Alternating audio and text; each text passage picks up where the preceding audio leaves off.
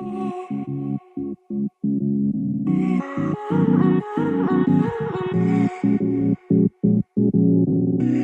name is Peter Hinssen. I'm the co-founder and partner of Nextworks, and I'm the author of The Day After Tomorrow.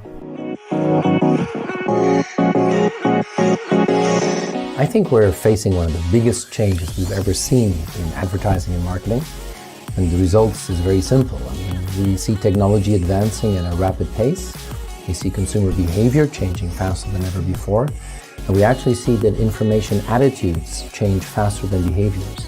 And if we want to be ready, we have to prepare, and we have to prepare right now.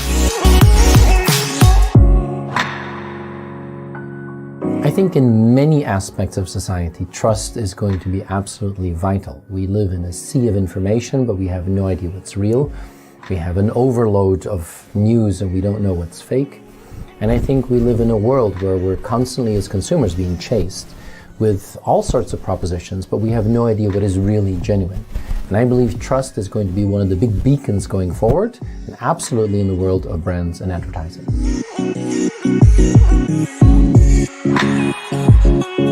Technology is playing a crucial role in reshaping almost every part of what we know as a society.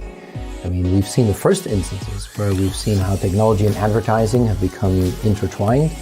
We see how, in order to really relate to a consumer, we started to use the first versions of these technologies, but that is the beginning. Technology is changing economy in a profound way. Technology is changing politics, changing geopolitics, changing biology.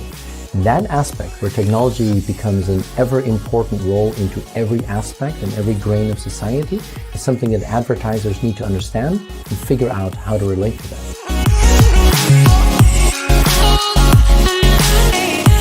We're heading towards what I think is a profoundly new and very, I think, challenging new Cold War between two huge superpowers, between what is happening in the US and what is happening in China.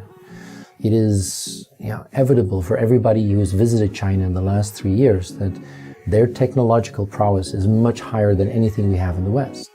Their digital giants are much more disruptive than anything we've seen in the West.